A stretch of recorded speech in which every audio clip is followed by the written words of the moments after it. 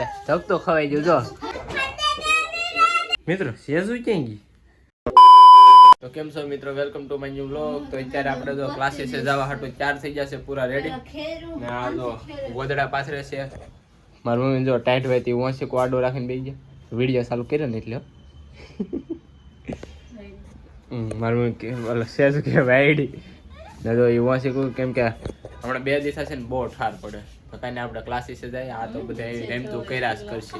તો મિત્રો અત્યારે આપણે જમવા આવી ગયા છે. જમવામાં છે જો ભીંડાનું શાક, પટ્ટી મરચાં ને આ જરી ભજીયા જેવું ને અમારા સાર્થક ભાઈનો હેપી બર્થડે છે.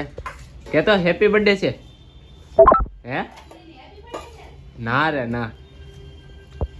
એ સાર્થક તો એ છે ને બાજરાનો લોટ કાપતો જાય ને કે હેપી બર્થડે. તો આપણે પેલા જમી લઈએ.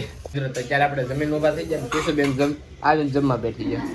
સાર્થક ભાઈ જો એ ટીવી માં કૂતરો ભાળી જાય તો ગલો ને આખો પલંગ લોટ કર્યો. અહીં જરો અમારો ગલો તો કઈ ને આપણે ક્લાસીસ જાય. અમે ત્રણે નીકળી ગયા છીએ ને એક મિત્ર તો એ આપણો ઓલી સાઈડ થી જાય ને આપણે હવે ઘેરે જઈએ. કા દર્શનભાઈ જાવ ને આજ તો છે ને દર્શનભાઈ ને એટલી મસ્તી કરી ને તો દર્શનભાઈ નું મોઢું તો પડી ગયું થોડું. કા દર્શનભાઈ કઈ ને હાલો આપણે ઘેરે જઈએ. અત્યારે આપણે જમવા બીજા છે ને ક્લાસીસ છે ને આપણે બ્લોગ ને જ બનાવ્યું. અત્યારે સીધો જમવા ટાઈમ બનાવવું છે. ખાવામાં મજા ખબર બગડશે રોટલી ને મેગી. એક ગ્રેવી વાળી મંચુરિયન છે. મેગી નહીં મંચુરિયન કામ મેગી. એક ગ્રેવી વાળી મંચુરિયન છે ને એક કોરી મંચુરિયન છે. જો સાર્થકભાઈ મંચુરિયન ખાવા બેસી ગયા. સેજુબેન ને જો કેટલી મંચુરિયન આપી. આપણે આ મંચુરિયન આપણે આ કિશુબેન ની આપણે રોટલી મંચુરિયન ખાઈ લે. મારું મમ્મી શાક એનું કર્યું ખબર ખડનું. તો ખડનું શાક કર્યું અત્યારે હું ખાઈ લો. પેલા ભૂખ લાગી છે બહુ ખાઈ લે લે ધક તો ખવાઈ ગયું જો એ ધક તો ખવાઈ ગયું.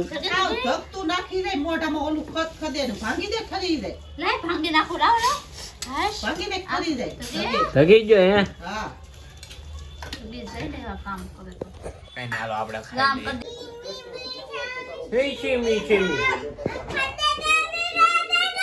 હરખું ભાઈ રેડું ને લે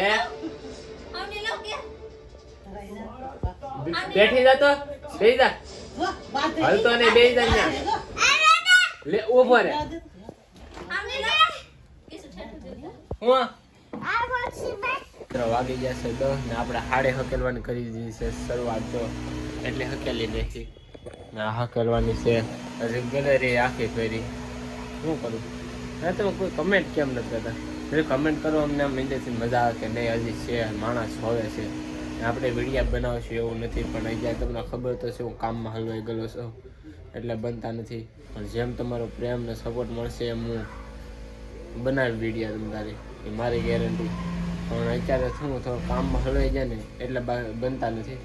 બાકી હું તમારા હાથું વિડીયા બનાવી તો કાંઈ નહીં. અત્યારે હું પેલા હાડે હકલી નાખું. મિત્રો સેજુ ક્યાં ગઈ હે?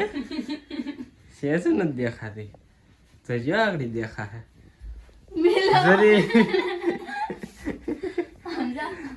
મળી જાય સેજુ બે.